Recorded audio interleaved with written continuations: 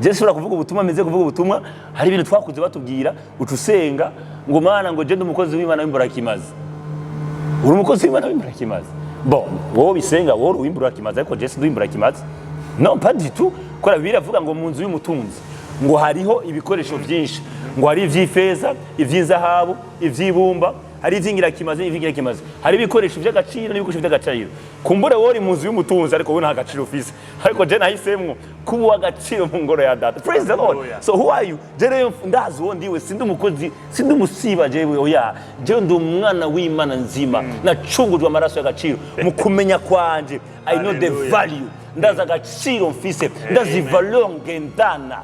So nimukemere kugenda ngo kwicisha bugufi ngo zega turi misiba naco turi ico naco muri ico wewe wacitse umwe n'Imana biravuga ngo uwimatanije n'Imana acika imwemu imwe nayo biravuga ngo muri mwebwe niho Imana mu butatu bwayo iri ibaza Imana data Imana mwana na mpemu bibarizwa muri wewe hamangura umusiba hamangura nacuri ico ngura umuhimbiri ngo indi nindi yakuruze n'umwigisha mubi yakuri imbere ayo samasengesho yo gusenga.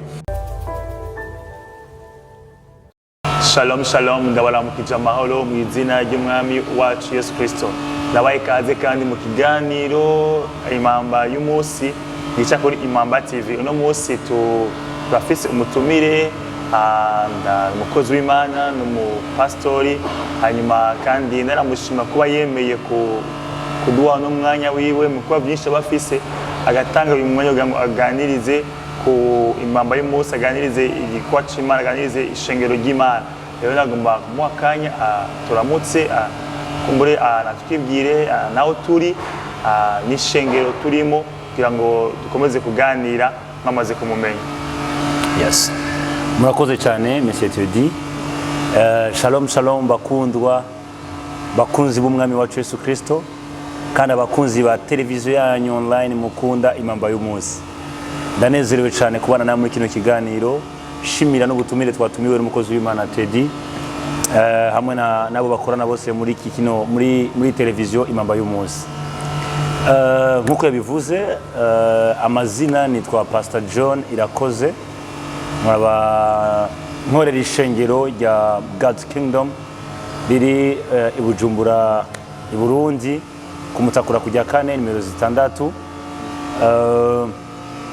Kindi novuga nuko ndubatse nubakanye n'umutambukanyi umwe abafise abana babiri mu buryo bw'umubiri n'abana benshi mu buryo bw'impwemu. Ndabakunda cyane nezerewe kubana namwe kandi izira ko muhemu yera ari butuganirize muri kino kiganiro mwarahezagiwe cyane. Pastor no munsi mu kiganiro cyacu nagomba ko tuganira ku mushaha n'uruhara rwawo mu care mu gishasha. Merci beaucoup. Kino kibazo ni kibazo ciza cyane cyane ni kino ishengero ry'Imana rikeneye by'ukuri. Ndanezerewe ku uyu munsi nashaka ndabwire yuko Imana iduhamagarira nk'ishengero cyane nk'abana bayo iduhamagarira gushika ku kumenya kose gushitse. Bibiliya avuga muri Hosea bice ca 4:6 ngo ihanga ryanje gishwe no kutamenya. Ukutamenya kuri cihanga ukutamenya kuratuma abantu bapfa kuratuma abantu bamererwa nabi. Ariko wewe uriko urakurikirana iki kiganiro ndanezerewe kuba kino kibazo bambajije kuko nizera ko utari mu bazopfa kubera yuko ukumenya ugiye kuronka kuzogufasha kubaho une vie équilibrée ubuzima buri équilibré bwo mu Mana kandi bumeze neza. Nkuko abivuze abantu benshi barayoberwa kumenya yuko umuntu agabuye aragabuye nitije akarorero k'abantu basanzwe barakunda kuvuga iyo umuntu yavuye mu mubiri yitavye Imana baravuga ngo kanaka yitavye Imana ngo ariko ngo kiziga ciwe cyangwa umubiri wiwe uri kuri rwakarere uri kuri Prince Reje. Nandi majambo barazi neza ko umuntu sikijya kiziga umuntu aritaba Imana mugabo ikibiribiri kigasigara ahantu kanaka. Nandi majambo umuntu mbega niki umuntu arafise ikindi kintu umuntu ni ikindi kintu kitari uwo mubiri gusa tubona. Ariko kandi umubiri ni ensemble de tout ni ensemble y'ibintu byose biri hamwe ibintu bitatu ngira ndababwire imbere yuko nshira kuri uwo mushaha. Umuntu agizwe n'ibintu bitatu kuko Bibiliya avuga ko n'abapfuye bazozuka ariko kandi bazozuka n'imibiri hama ngo abakiri bazima nabo ngo tuzohindurwa imibiri ibora yambara ukutabora mu yandi majambo n'abazoja mu ijuru. Nico gituma igihe Yesu yazukanye umubiri baramukozeko. Abazoja mu ijuru bazoba bafise imibiri, mu yandi majambo umubiri tuzowuta ku isi. Abibaza ngo tuzowiyambura tuwute, ntituzowuta, ariko tuzokwambara uwundi mubiri ufise ubwiza butabora budahera, ubundi bwiza kanaka ubwo Yesu yari afise igihe yazuka. So umuntu ni mpemu, iyi mpemu ikaba ifise umushaha ukaba uba rero muco bita umubiri. Umubiri ni ngoro, nico Bibiliya ivuga ngo mbega nimuzi yuko imibiri yanyu ari ingoro y'Imana. So imibiri ni temple, umubiri ni ngoro umuntu agendagenderamo, upermeta umuntu kugendagendamo. Ariko nitugira tuvuye kuvyerekeye umubiri, turavuga kuvyerekeye umushaha. Ariko kugira ngo mvuge umushaha nigezwa guca kuri citwa impemu. Biravuga mu Bikorino haravuga ngo iyo umuntu ari muri Kristo Yesu aba bayicare mu gishasha. Ikicare mu gishasha rero Bibiliya ivuga it's a spirit. Ni mpemu ivuka ubwa kabiri. Ni mpemu nshasha ibiri muntu. Kuva igihe twakira Yesu wamene mukiza twaravutse ubwa kabiri. Ariko tumaze kuvuka ubwa kabiri, uzosanga uvutse ubwa kabiri warize niwibagira biologie wize. Nibagira définition ya ensemble mathématique. Un ensemble mathématique s'il est bien défini, c'est-à-dire si tu vois, ivyo navyo bibagira. Un biologiste c'est un spécialiste qui étudie, qui observe avec attention à certains. Ivyo no vyibagira. Kubera iki none kandi uricare mu gishasha. Iyo uri umuntu mushasha wari sanse kwibagira ivya kera. Wari sanse kwibagira définition ya biologiste na mathématique, wari sanse kwibagira ibintu bitandukanye ariko uravutse ubwa kabiri still ni wibagira ibintu vyose. Ariko mbega niki kiba cavutse ubwa kabiri? Ni ico bita impemu. Birava ngo vya kera vyose babihise. Ariko ugiye kuraba ibihita sivyo twize. Nibibagira mama wawe, nibibagira papa wawe, nibibagira aho muvukana, nibibagira aho wahora uba, nibibagira niveau d'étude yawe. Ariko mu isi y'impemu ubu bayicare mu gishasha. Ubuvutse ubwa kabiri in the realm of the spirit. Praise God. Iyi ni nkuru nziza kucare mu gishasha. Ariko rero iyo umaze kuvuka ubwa kabiri, hariyo bagage, hariyo ubumenyi ubu ufise muri wewe, hariyo connaissance ubugendana muri wewe wateretswemo.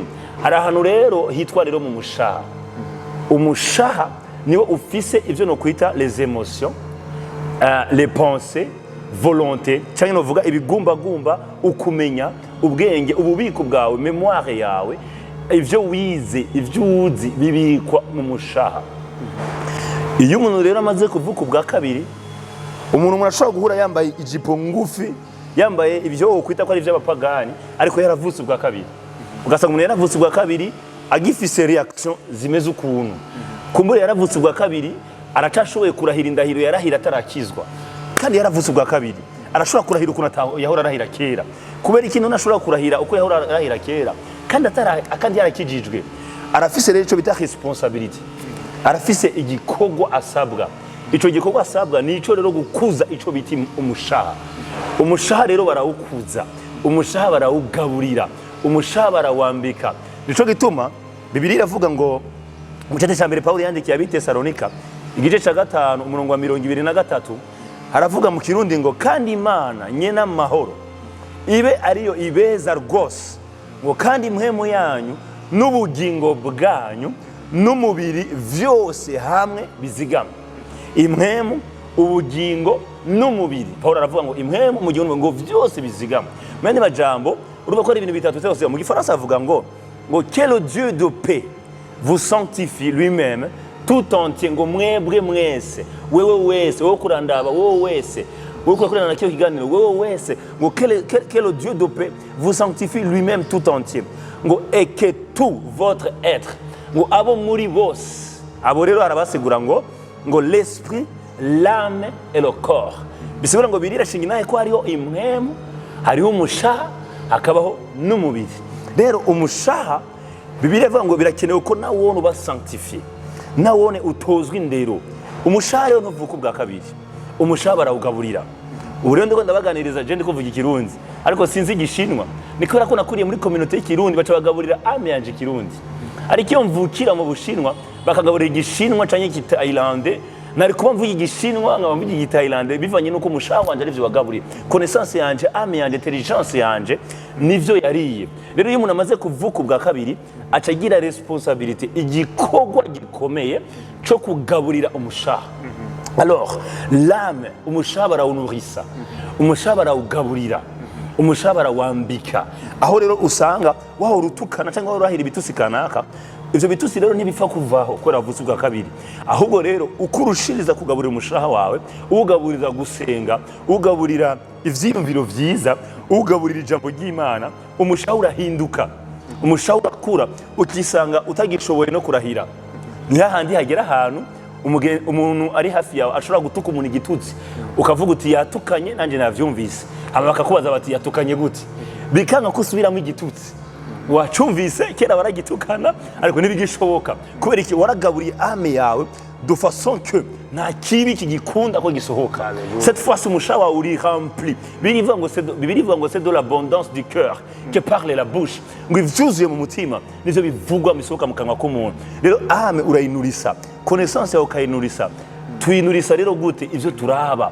ivyo twumva kubera ko umuntu agizwe n'ivyo abona nivyo yumva amateleviziyo muzaraba ama emission turaba ama YouTube turaba ibitabo dusoma irigara twumviriza tuba two turagaburira ama ame yacu nico gituma muze mu birabe weje kuraba filme y'umuntu yivanje ya vengeance ucamvume ngo uja kwivanje weje kuraba filme y'umunyamahoro kora ko umushaha wabo wagaburiye amahoro umengo ugira amahoro gaharira weje kuraba muvuga bo tubakora sengera abagwayi ucamva umengo uza gusengera abagwayi weje kubona umuntu akora kiza amugurura ibimuga umengo umugurura ibimuga ubonye umuntu agira bonne action umengo ugira bonne kubera iki ame yawe weje kuyigaburira so ame barayigaburira ni état ya connaissance l'intelligence les émotions no gushaka menyero mbonero nakaje ko babwira yuko abantu baravuga ngo uyu mubiri ngurangoye ngo umubiri ngurandembeje ngo umubiri ushaka kumucumuza no umubiri ntuducumuza umubiri ntutugora nashaka ndabwire ko ibi biganza tukubitisha abantu bakubitisha abantu makofi nivyo biganza nyene twebwe abakozi b'Imana dukoresha mu gusengera abagwayi bagakira kumbe ibiganza nta kibazo biteye ikibazo nivyo wagaburiye umushaha wawe ikibazo nivyo wahaye muri ame yawe so ndashobora kumenya neza ko ibiganza vyanje ahubwo ibiganza vyanje n'ibitaro ni hopitali harimo imiti yose ishobora gukiza hepatite gakiza cancer za sida nashanda gwire ko urankurikirana ko uko urushiza kugaburira umushaha wawe ucumena ko ibiganza vyawe atari vyo gukubita abantu sivyo guterura ibiyeri ibiganza vyawe that's for healing nivyo gukiza abantu nivyo kubohora ababoshwe nivyo guhindura ubuzima bw'abantu ibi rero umubiri wacu ujakariye ame ujakariye ivyo umushaha wawe wamaze kwakira wamaze kumira Bibiri avuga mu Bifilipi igice ca 4:8 haravuga ngo ibisigaye bene data ngo bino abarizo mwiyumvira mu gifaransa avuga ngo oh reste frère nourrissez de vos pensées bisigura ngo gaburira ivyiyumviro vyawe mu kirundi avuga ngo gaburira ivyiyumviro vyawe ngo bigaburire ngo ivyo kubahwa vyose ibigororotse ibitanduye vyose ivy'igikundiro vyose ibishimwa vyose ni haba hari ingeso nziza ni haba hariho gushimwa ngo barivyo mwiyumvira biriva ngo nourrissez de vos pensées gaburira ivyiyumviro vyawe bisigura ngo urahamagariwe kugaburira ivyiyumviro vyawe ntitwemerewe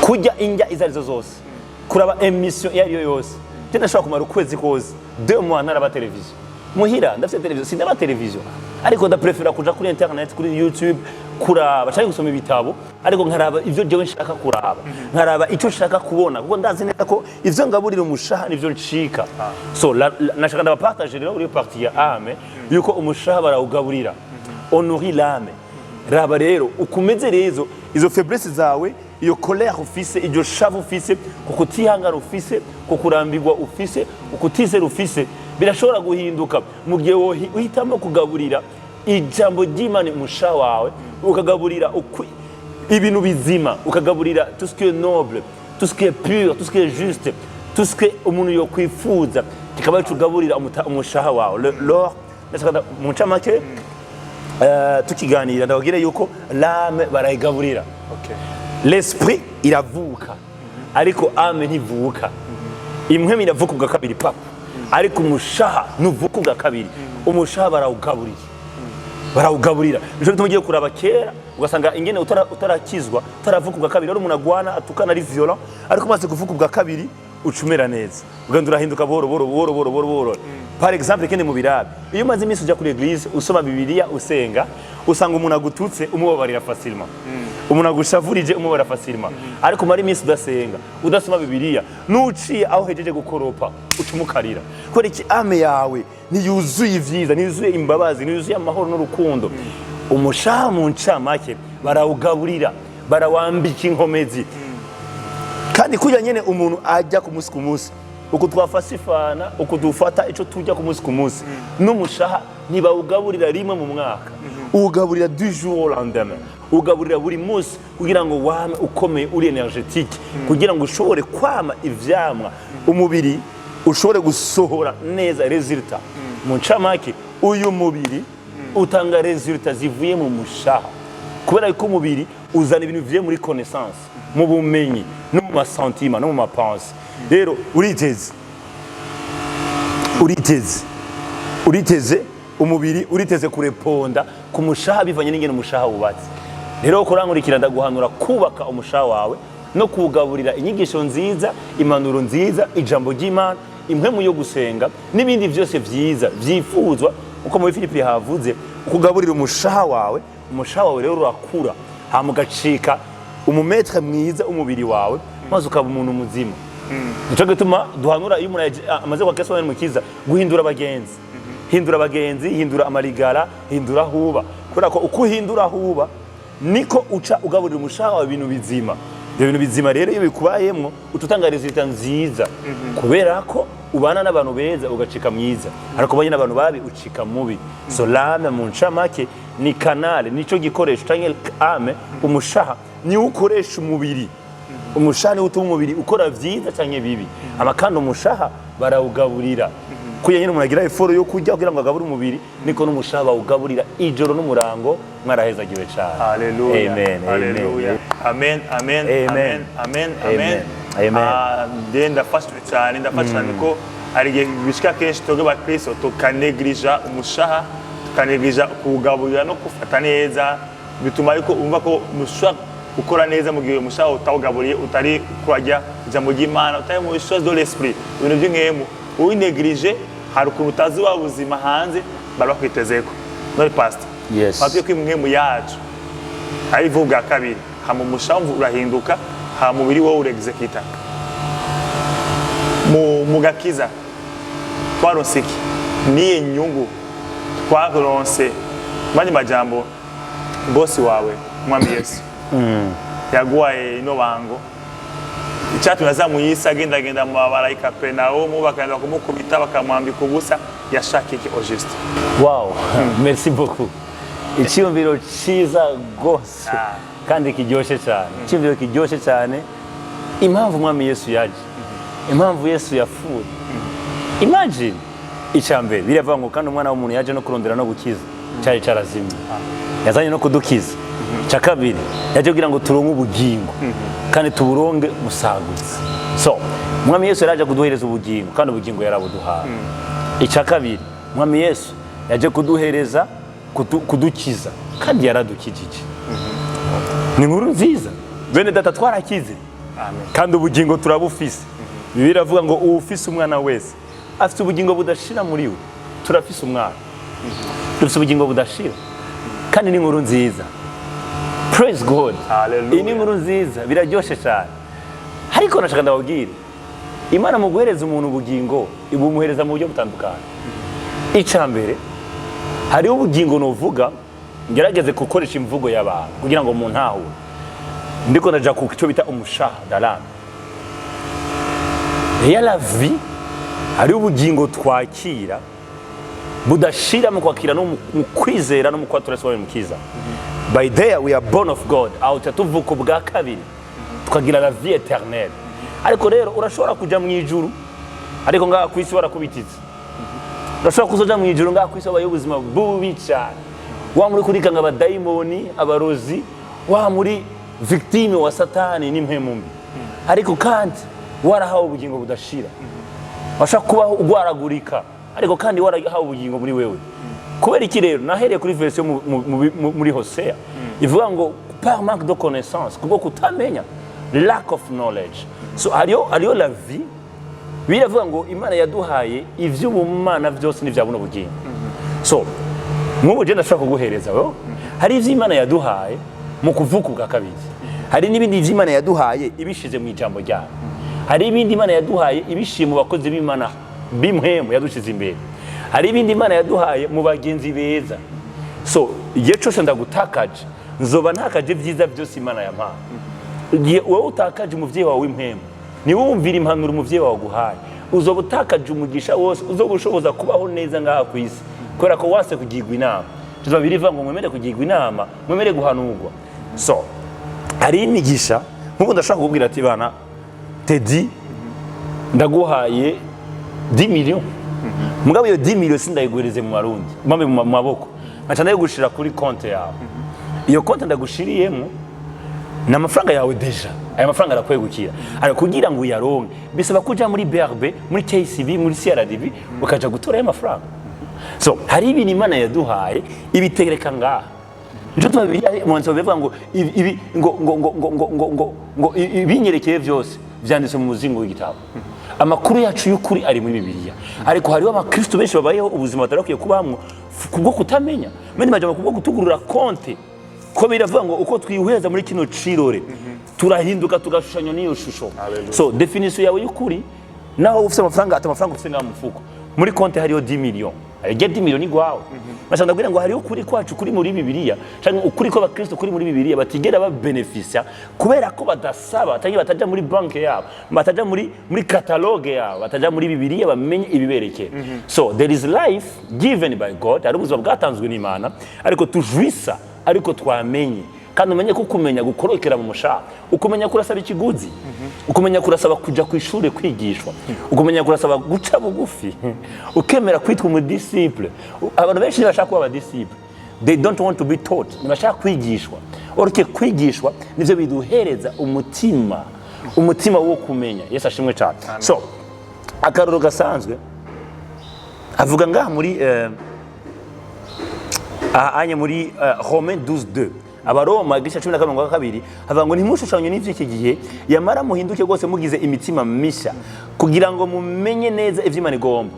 Kugira ngo mumenye ivy'Imana igomba hari igisabwa. Mu gifasha avuga ngo ne vous conformez pas au siècle présent, mais soyez transformés par le renouvellement de l'intelligence. Muyandi majambo intelligence yawe urayitransforma ukarenovera. Cette fois-ci ndarenoveye kontra ivyo nahora ngaburira intelligence yanje ndabihinduye. Ubu rero ngo kugira ngo ngirigwe neza n'Imana, il faut que renovera, il faut que nagura, il faut que shiraho ubumenyi bushasha muri intelligence yanje. So kugira ngo ujwise ivy'Imana naho mu mpemu yawe vyakorokeyemo neza, il faut kugira umwigisha mwiza agaburira umushaha wawe neza insobanuro y'ivyo bintu.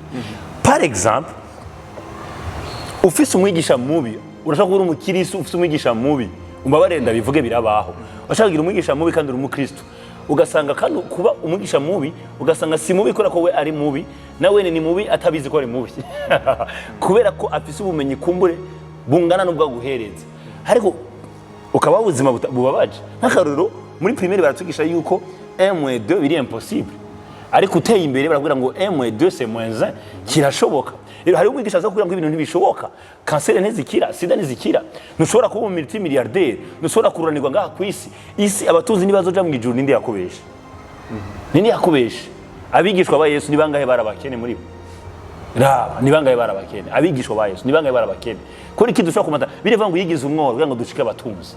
Yesu ashimwe cyane. So bivana n'umwigisha kuri imbere. Rero hari ubutuzi Imana yaduhaye tudashobora kujwisa. Jewe kera misese mu gikorano natuza kugenda bansengera ndagwaye gushaka imisose kila siku dimanche nagenda mu bagwaye n'abandimo nabagwaye mugabo harageze igihe nigi jambo ry'ukuri ndagera hano umenye neza ko kubimisha ya Kristo nakiza ingwara. Ubu maze imyaka myinshi atamuna ndambika ku ikiganza apana kubera yuko ibindi bintu kubera ko j'ai embrassé la connaissance de la parole, narakiriye mu mushaha wanje ndamenya ivyo mwemu yanje yagizwe. Uyu mwemu yanje ari ubuzima yazanye muri jewe, ariko ivyo navyo vyaje mu kwigishwa. Nashaka mvuge ngo ivyo Imana yaduhaye, ivyo Kristo Yesu yaduhaye birakorokera mu mpemu zacu, ariko ntidushobora kubimenya vyose tutarose abafacilitator, tutarose abigisha.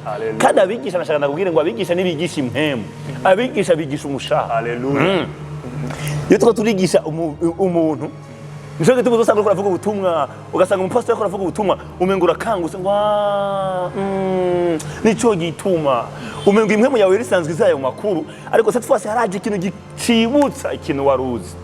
Nico gituma uzobona abantu benshi bakivuga ubwa kabiri muragira ama vision mugatanga ama profession bizoba nimunabimenye mu nyuma vyarabaye mugaca musanga ibintu nari narabibonye ibintu nari nigeze kubibona nuzi aho wigeze kubibona ni kubera iki impwemu yawe izi vyose birava ngo mwebwe mwarabanujwe n'uwera kandi muzi vyose impwemu zacu zizi vyose ariko rero kugira ngo bikorokere mu mushaha turakeneye abasaje turakeneye inararibonye turakeneye abantu bafite ubumenyi bushitse bw'ijambo ry'Imana kugira ngo batugaburire ubumenyi buhagije kugira ngo tubeneficie ubunini buhebuje bw'imwemu yavutse ubwa kabiri ikorera muri twebwe. Sinzi ko nakwishuye neza. So iyo mwemu iragaburirwa. Praise the Lord.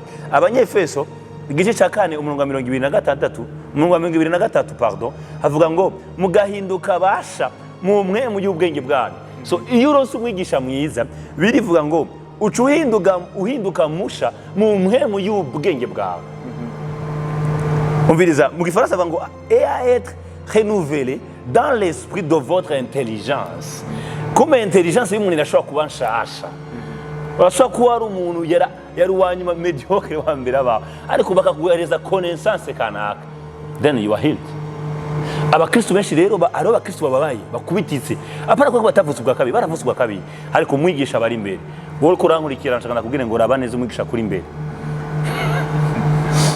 Hari ibintu je nemera je sura kuvuga ubutumwa meze kuvuga ubutumwa hari ibintu twakuze batubwira ucusenga ngo mana ngo je ndi umukozi w'Imana w'imburakimazi uri umukozi w'Imana w'imburakimazi bon wowe bisenga wowe w'imburakimazi ariko je ndi w'imburakimazi non pas du tout ko biravuga ngo mu nzu y'umutunzi ngo hariho ibikoresho byinshi ngo hari ivy'ifeza ivy'inzahabu ivy'ibumba hari ivy'ingirakimazi hari ibikoresho by'agaciro n'ibikoresho by'agaciro kumbure wori mu nzu y'umutunzi ariko we nta gaciro ufise ariko je nahisemwo kuba w'agaciro mu ngoro ya data. Praise the Lord. So who are you? Jere ndazi wo ndiwe sindi umukozi sindi umusiba jewe oya je ndi umwana w'Imana nzima nacungujwe amaraso y'agaciro mu kumenya kwanje I know the value ndaza agaciro mfise ndazi valeur ngendana.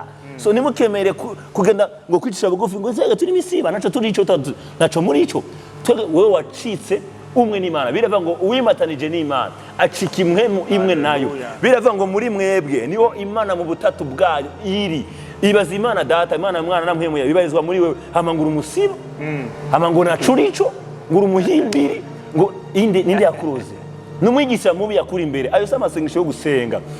Nico gituma mubona ibibazo mu buzima bwanyu ari ukeneye kumenya neza menya neza yuko wowe uri cyambere ciza umwanditsi aravuga ngo ndagushima Mana ko wandemye mu buryo butangaje kandi buteye ubwoba abateye ubwoba basaba ruzi abateye ubwoba basaba diamond reka ndabwira uteye ubwoba nicare mu gishasha. Hallelujah. Praise the Lord. Icare mu gishasha bireva ngo kibiruta byose mu baheburayo ngo nicare mu gishasha bireva ngo ngibi zo kurikira bizera bazosenda aba diamond bazonyubije naco bizobagira bazokiza abagwayi b'imibembe bazovuga mu ndimi zishasha nashaka ndabwire ngo umushawa umaze kumenya neza uramenya kuri w'agaciro mu nyonga z'Imana uramenya neza ko biravuga ngo inyonga z'Imana zinyurangana ku isi ziraba abayubaha nashaka ndakubwira ngo protocole na sécurité ikuriko isuma protocole na sécurité iri kubami b'isi n'abakuru b'ibihugu b'isi n'abategetsi b'isi uruw'agaciro mu nyonga z'Imana biravuga ngo umuntu hakwa gukorako ngo ukoze ku mwana w'Imana ngo abakoze ku mbonero y'ijisho ry'Imana. Nashaka ndabwira ngo urakwiye kumenya mu mushawa umenye yuko wowe uruw'agaciro mu nyonga z'Imana.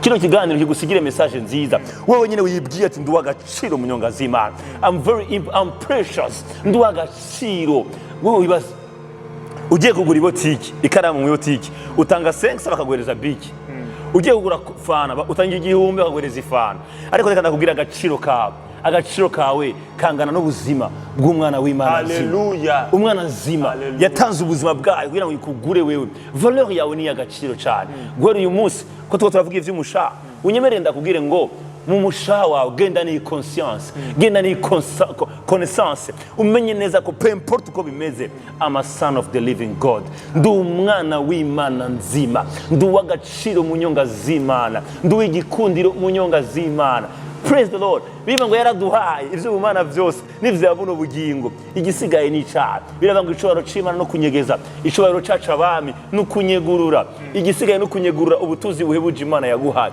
Ubunyegurura gute? Ubunyegurura mu kuvuga mu ndimi zitamenyekana, ubunyegurura mu gusoma ijambo ry'Imana, ubunyegurura mu kumviriza umwigisha mwiza nkanje. Ariko arakubwira ko mu mushaha wawe, ko wewe mu mwemu no mushaha no mu mubiri uri wahambaye, uri w'agaciro, ufite valeur mu myonga z'Imana. So imishaha yacu, iyi niyo message tugiye kugendana, yuko tutaraba aribo bose, nitwavukiye kumutakura, nitwavukiye Gitega, nituraba abi Butanyerera, niturabe je ne sais pas he. No, biravuga ngo mweho bana bato murabava ku Mana, kandi babandi mwana banesheje. Ashaka ndabwire ngo abanesha Satani saba vy'Ibutanyerera, saba vy'Igitega, saba vy'Ibujumbura, abanesha wa mugwanizi nabava ku Mana, wavyawe n'imbuto itabora.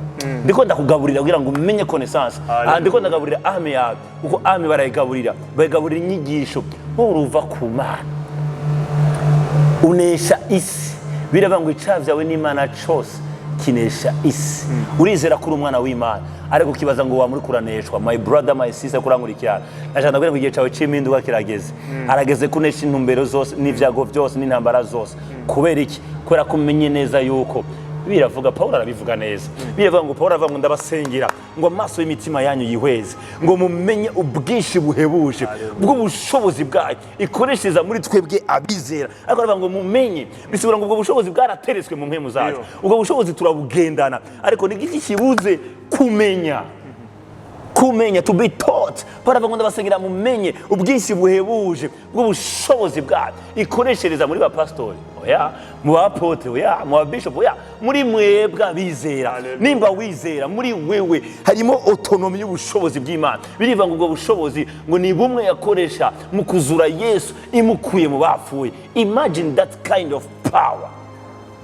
Iyo ubwo bushobozi bwa muri wewe, hamukavuga ngo muri wewe ngo ndumunyanegenge, ndumunyanege. No, you are so powerful. Uri umunyenkomezi, urakomeye, uri w'agaciro. Imana muri wewe n'ubushobozi buhebuje, mwe muyera muri wewe n'ubushobozi bw'Imana buhebuje. Numva nezerewe cyane. Hallelujah. I'm very blessed. Praise God. Hallelujah. Amen. Powerful. Cyane gose. Wow. Hallelujah, hallelujah, hallelujah, hallelujah, hallelujah. Indege niyo yamaze kudekora iri hejuru mu kirere. Andiko ndageza mu sengero ivuga indege yavumanuka kwere. Kwa sino turabandanya gushika ryari. Natawiya indirimbo bakera aba ngo guhinduka byashoboka. Muga biterwa n'ico wewe wahisemo.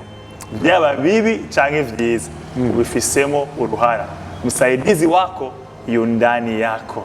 Rero none pastor, ariko badukurikirana, indege imanuke basi ije hasi badusohoka gatoya, sengeye akadukurikirana.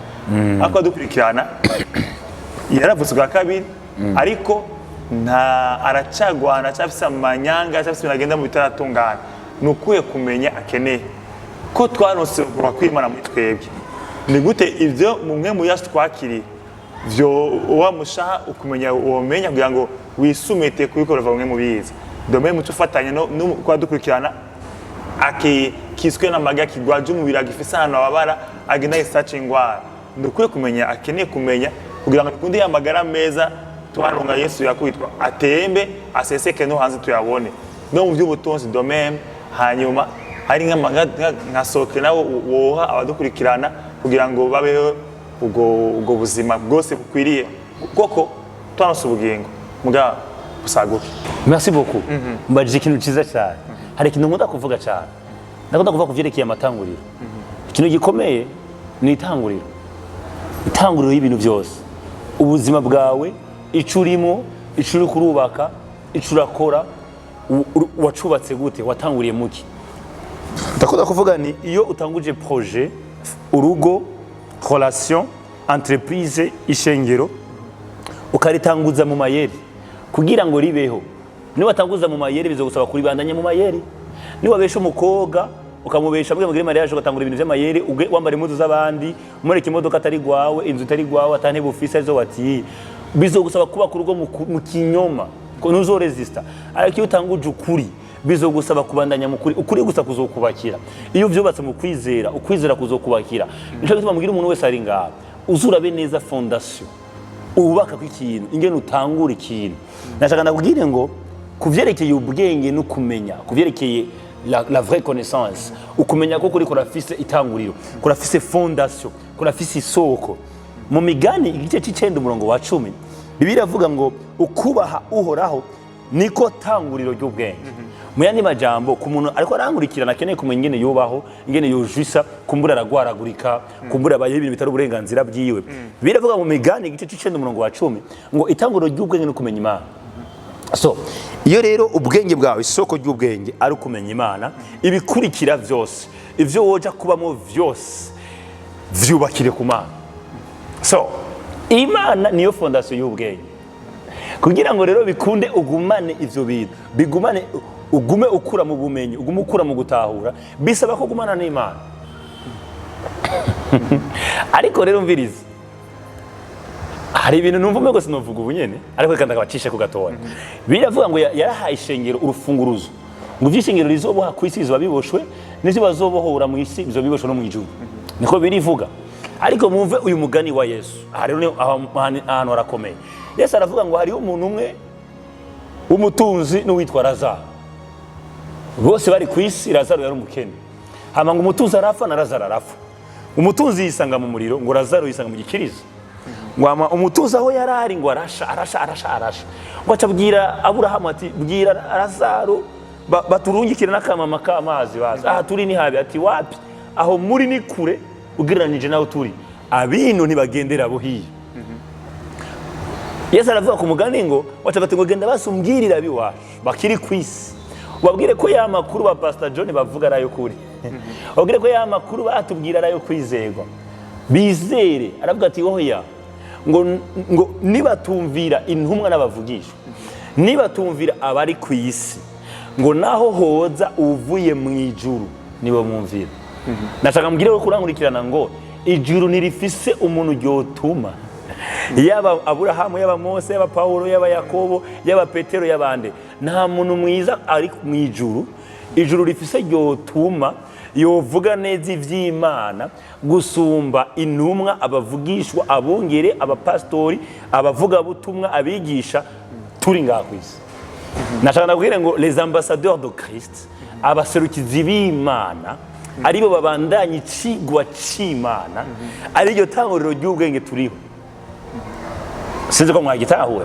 ijuru nirifise mu message ryorungika iyo sigura neza Imana gusumba jende ko ndabikugiye gusumba wa mupastori wawe gusumba wa mwongera kuvugira ryajwi rikwigisha nababwiye yuko itanguriro ry'ubwenge kumenya Imana so kugira ngo ubwo bwenge rero bukure bukomere Imana yaradushize imbere abigisha Imana yaradushize imbere abagabuzi b'ivyera Imana yaradushize imbere abantu baturera rero utegereza gukurikirana avec attention et obéissance wizeye Yakobo aravuga ngo mwakirana ubugwaneza ijambo ry'Imana ribibwa muri mwebwe receive it with meekness muciye bugufi mujakirana ubugwaneza abantu benshi rero nibajwisa ubuzima bwo kubohoka buza bw'amahoro buza bw'amagara meza kubera ko barasuzugura enseignement bahabwa n'abavyeyi basuzugura enseignement bahabwa n'abungere babo bagaca baja kwitaratariza ariko bakibaza ngo Imana yiza kubabwira bari kwemera ashaka gwina ngo umwungere wawe niko kanwa k'Imana umwungere wawe niwe maso y'Imana umwungere wawe niwe matwi y'Imana umwungere wawe niwe jwi ry'Imana umwungere wawe niwe mwigisha avuga ivy'Imana yo kwigishije nashaka gwina ngo kenshi wama waburiwe n'Imana ariko kandi Imana ikakubura biciye muri twebwe abasavyi b'Imana tubakorera ijwi ry'umukozi w'Imana ni Imana ubwayo ariko arivugira so mutegereza rero kugira ngo umuntu ajuise rero bwa buzima ategeza kwiga kuvaloriza the teaching inyigisho ahabwa n'umuvyeyi wiwe amen c'est n'est que ça nta bindi bihari nurindire ngo urumva turi muri generation igoye tuzakuja kuri YouTube kurondera hariya mu Bwongereza muri Amerika gauche à droite izera umwigisha kuri imbere nimba warabonye ko atava ku Mana musezerere uje uwo wabonye ko ava ku Mana ariko uzo kwicara imbere wese akubera umwigisha uze wa muziko ari ijwi ry'Imana rikuganiriza ivyo bizogutuma uhereza agaciro nashaka ndakwira ngo icigwa cyatangujwe n'Imana umuntu wenyine ashobora kukibandanya ko nawe kwitangura ry'ubwenge ari kumenya Imana umuntu wenyine ashobora kubandanya icigwa c'Imana n'uwarungizwe n'Imana kuko niba afise message y'Imana niwe afise icyo yatumwe n'Imana. Yes, twebwe rero ntituvuga biologie, ntituvuga scientifique, ntituvuga ivy'ubwenge bw'abisi, kubera ko tuvuga ubwenge bw'Imana. Kandi ubwo bwenge bw'Imana kenshi burakunda kutumvikana n'ubwenge bw'isi. Hari ingora nyinshi abaganga batubwira ko zidakira, ariko twebwe tumaze gushigira nayo ko zikira, kuko umwami Yesu ashoboye byose. Zaburi 103 umurongo wa 3 biravuga ngo Imana iharira ivyaha byose kandi igakiza n'ingwara zose.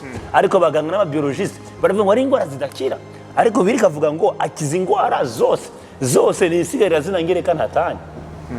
Muri Yeremiya igice cya 32 umurongo wa 27 biravuga ngo ndi Imana y'abariho bose, mbega n'igiki conanira? Nta na kimwe conanira Imana. Rero nashaka ndabwire ngo kugira ngo ugire connaissance, twebwe turi mu kwezi kwa possibilities, mu kwezi kw'ibishoboka, kugira ngo ugire connaissance yuko ibintu byose bishoboka ku Mana, kubera ngo byose bishobokera uwizera. Nashaka ndakubwire ngo utegereza gukurikirana ufise message iva ku Mana. Yesaya aravuga ngo mbega ni bande bemeye raporo yacu. Niko mu Gifaransa avuga, mu Kirundi avuga ngo mbega ninde yemeye inkuru yacu. Iyo nkuru Yesaya ko aravuga ngo mbega ninde yemeye inkuru yacu, ko Yesu yafashe ikibanza cacu, ko yakubiswe ku bwacu, ko igihano kituronkesha amahoro cabaye kuri Kristo Yesu, ko kubw'imishishago yiwe twakiza ingwara. Ninde yemeye raporo yacu? Ko benshi bagwaragurika bamerewe nabi, ariko ko tubabwira ko kubw'imishishago ya Kristo twakiza ingwara. Ngo iyo raporo yacu ninda yemera. Nashaka ndabwira ngo turatanga raporo, turavuga ijambo, tukababwira ijambo ry'Imana, ariko so many they don't believe in the word. Kubera iki ntibemera raporo y'umwami Yesu? Murashaka kubaho neza, murashaka kuba ubuzima bunezerewe bw'amahoro butarushe, murashaka gukira ingwara, biroroshe. Emera raporo y'ijambo ry'Imana. Haleluya. Emera report y'ijambo ry'Imana. Niko kuri ibindi byose n'ama reality, ibindi byose bagerageza gushakisha, baracashakisha. Ariko nashaka nabwire ngo hari ukuri kuri absolu, hari ukuri kudashakisha, ukuri kwaheze ni muri Kristo Yesu. Haravuga ngo bari muri Kristo Yesu nta rubanza rubariko. Muri Kristo Yesu ingwara zose zirakira. Muri Kristo Yesu ni ego na amen. Muri Kristo Yesu birashoboka. Muri Kristo Yesu bidashobokera abantu bishobokera Imana. Muri Kristo Yesu hama hari inzira. Iyi niyo connaissance tuyogaburira imisha yacu. Ikizogutuma ujwisa nkuko mbajije. Igituma tujwisa uburenganzira bwacu, tugira amagara meza, tutagwaragurika, dufise amahoro, twama tunezerewe. Sikako dufise amafaranga, sikako twako tudategwa. Oya, niko ko ari connaissance. No mu gihe ibitero bibaye byinshi, cyatubwira Gihazi ngo muhemu yarakugurura amaso, urabimye kogote y'amafarasi ari ku muriro adukikuje. Mene amajambo peu importe, biravuga ngo naho mwoca mu muriro ngo zobande kumwe nawe. Byarakunze Yohana Umubatizi baramutaye mu mavuta yaka, ariko kugwa amavuta yaciye naco yabaye. Bene data nibisuka ko tudaca mu bigeragezo, ariko Imana iratufise ukuntu yadukoze kugira naho duca mu bivyo bigeragezo ntaco tuba. Naho duca mu muriro ntaco tuba. Why? We are taught, twarigishijwe ijambo ry'ukuri, twarigishijwe ukuri gukwiye kw'Imana. Biravuga ngo mureke Imana yitwa inyakuri, ngo abandi bose abanyabinyoma. Mukunda wo kurankurikirana rero, ushobora kubugwaye sinegenge z'umubiri, baragwaye na rapport zivuga ko bidashoboka, ko bitazokira, bitazocamo. Ndagufitiye inkuru nziza. Birivuga ngo haracari ivyizigiro, ngo naho igiti cocibwa kuga kamoto k'amazi kirasubira kikanaga. Biravuga ngo mureke Imana yitwa inyakuri, ngo abandi bose abanyabinyoma. Uyu munsi ko waravye video, Imana iguhaye agakiza ku mubiri wawe. Uyu munsi ko waraye video, Imana irestoye entreprise yawe yari yarafashwe miri, yari yaribwe, uburenganzira bwawe baranyatse. Uhoraho akarukaniye, Dieu restaure, Imana irarestoye kandi ubuzima bwawe. Couple yawe yari yarononekaye, Imana itanze kandi ubuzima n'akanovera mu rugo rwawe. Biciye muri kino kiganiro, ndakubwira ko kibaye prophétique ku buzima bwawe. Dieu restaure, Imana ikiranagura kandi ubuzima bwawe. Ndakubwire ngo ikigukiza, ikintu wavuze ngo imbizi zo kugaziva mu nda zanyu, ikintu kidukiza Imana ntiyagishize kure yacu, ikintu kidukiza Imana yagiteretse ibwina muri twebwe. Ndakubwira ngo guhera uyu munsi ugiye kubona ubuzima bwawe buhinduka, ubuzima bwawe wabushasha, urugo rwawe rumererwa neza, kubera ko wamenye neza yuko itimanya umwana wayo yobuzwa n'iki, kuguhereza amahoro, kuguhereza akazi, kuguhereza ibindi byose. Biriya avuga ngo yashimye kukunengesera kwayo kose kuba muri Kristo Yesu. Ubunengesera kwayo kose kuba muri Kristo Yesu aramuduha. Umuririmbyi yararirimbye ngo yafashe imigisha yose, imigisha y'ubumana ngo yibumbira muri Yesu ngo iciramuduha. Bene majambo ndakubwire ngo Kristo Yesu ni ambalage, ni kado itekeye ivy'ubumana bwose vyose n'ivya buno bugingo. Ko wahawe Kristo Yesu ufite ubugingo budashira, ko wahawe Kristo Yesu ufite amagara meza, ko wahawe Kristo Yesu nta rubanza rukuriko, ko wahawe Kristo Yesu uridegembya, ko wahawe Kristo Yesu urunesha, ko wahawe Kristo Yesu urera ntagasembwa, ko wahawe Kristo Yesu uri umunyenkomezi, ko wahawe Kristo Yesu uri umwana wisumba byose, uri umwana w'Imana nzima, warahezagiwe in the name of Jesus. Amen. Praise God. Hallelujah. Amen, amen, amen, amen. Ndashimiye cyane Pastor John. Merci beaucoup. Mu yerekwa mu manuro mu muco agakomeza kudufasha gutawira hamwe. Ntabwo ndamusabe twagarije abantu bamaze kuvuga kabiri, hanyuma imvugo turangiza soke muri yandege navuga amaze kugaragaza Kristo aho tubaye abantu bamuri mu byo bice kwitwege kibano cacu naho dukorera mu buzima bwacu bwa misi yose. Aho umuntu atavuga kabiri egino basaba iyi video muyisangiza bagenzi banyu bashaka ba Kristo n'abandi muzi batarakizo bavuga kabiri batavuga kabiri biwafasha utawura ko mwinosi utawe kuba udafise Yesu mutawe muri Yesu nta buzima. Amacha msatarangiza asenga Imana asenga abantu bose muri rusangi kumwe muyeza kuba amurongora. Merci beaucoup. Muvuze ikintu gikomeye cyane, ikintu gikomeye cyane. Ndababwire ko ariko imbere ko ndababwira kandi ndabasengera ndabashimire. Shimire imamba y'umunsi mwakoze kudutumira, mwakoze hari abakozi b'Imana benshi ariko kuba mwumviye mwe yera mukadutumira mwakoze cyane. Hama kandi isengesho ryanje kuri mwebwe nuko Imana ibagura, Imana yagure kino gikogwa, Imana yagure amaproje yanyu yose, umugisha w'Imana ube mu byo mukora byose, iyi proje yanyu yaguke kwisi yose. Ndazi bisaba amafaranga menshi, bisaba amapare menshi, ariko Imana ibahereze icifuzo c'imitima yanyu. Amen. Ndabashimiye cyane mwakoze kudutumira, hamashimire namwe mwako muradukurikirana, ariko ndababwire yuko aya makuru yose twavuze tutavuga kuvyerekeye umushaha, ariko biraba cyane umuntu abibenefisa n'umuntu yavutse vuga kabiri. Biravuga ngo abamwakiriye bose yabaye bashobora gucika abana b'Imana. Hama kandi ngo uwufise umwana wese muri we niwe afise ubugingo budashira. Bene data, biravuga ngo kuko dufise umutima uboneka mu vyanditswe, uvuga ngo narize nico gituma navuze, ngo nico gituma nanje nizera maze nkavuga. Biravuga neza ngo nitwizera mu mitima yacu ko Yesu ari umwana w'Imana, tukatuza iminwa yacu ko data yamuzuye mu bapfuye, tuzokizwa. Nshaka kubwire ko hakiri ivyizigiro, haracari ivyizigiro byo kuvuka ubwa kabiri, si ibintu byinshi, si ibintu birebire, si ibintu bigoye. Nimba wizera Yesu ko ari umwana w'Imana, hasigaye gusa kuvyatura n'akanwa kawe maze ukavuka ubwa kabiri, ukanezererwa, ukabaho uburenganzira Imana yahaye abana b'Imana bose. Nimba wumva ushaka kwakira Yesu mwami n'umukiza, ndashaka ahuri usengane nanje rino sengesho mu majambo magufi cyane. Uvuga uti mwami Yesu, uyu munsi ndakwakiriye umbera umwami n'umukiza w'ubugingo bwanje. Ndizera ko Yesu yapfuye ku bwanje akazuka ku bwanje. Ndizera ko data yamuzuye mu bapfuye. Ndavyatuye ndavyizeye bivuye mu mutima wanje. Guhera uyu munsi ndi umwana w'Imana kubwo kwizera n'ukwatura mu izina rya Yesu Kristo umwami n'umukiza wacu. Amen. Amen. Amen. Merci beaucoup. Ugize neza. Iri sengesho rigufugize rivuye mu mutima wawe, rigwaye uburenganzira bwo kwakira ibisigi canke iragi cyose abera umwandu abera twese dufise. Hama ndashaka ndangize nsengera umuntu wese yadukurikiranye, wowe afise ikibazo c'ingwara, wowe afise ikibazo cyo mu miryango, amatongo n'ibindi bitandukanye, imivumo itandukanye kumbure bakubwiye ngo cadurate ntazi, agashanda bwire ngo nyuma rino sengesho rigufi cyane umwami Yesu agiye kugirira neza. Reka usengane nanje. Data mu izina rya Yesu, ndagushimiye kubw'ubuntu bwawe n'urukundo rwawe, ndagushimiye kubw'uyu mwanya mwiza. Ndasengera uyu muntu yakurikiye kino kiganiro ahari hose, ndatuye ubushobozi bukiza kumushikako. Abafise ikibazo c'ingwara, I speak healing. Ndatuye agakiza k'imitsi, agakiza k'amagufa, agakiza k'inyama, agakiza k'amaraso abagendagendamo ahantu hose hari ingwara mu izina rya Yesu Kristo ndakankamiye imwe mu mbi y'ingwara ndatuye ubuzima bw'Imana nk'uburenganzira bwabo bahawe kubw'imishago ya Kristo Yesu. Urakoze mwami kubakijije. Ndasengera abafite ama challenges atandukanye, abafite ibibazo by'amatongo, abariko bararenganywa, abari masiko sasa agoye kubuzi, abariko bararenganywa ku entreprise, abariko baribwa amatongo yabo, abariko baribwa ubuzi bwabo, ama entreprise yabo. Ndavuze ngo mu izina rya Yesu Kristo ko yaravye iyi video bakire intervention zivuye iwawe, bakire ubutabazi buvuye iwawe, abatabona inzira mu izina rya Yesu Kristo ndatangaje nk'umukozi w'Imana ngo inzira yawe iraciwe, inzira yawe irabonetse, agakiza karabonetse mu izina rya Yesu.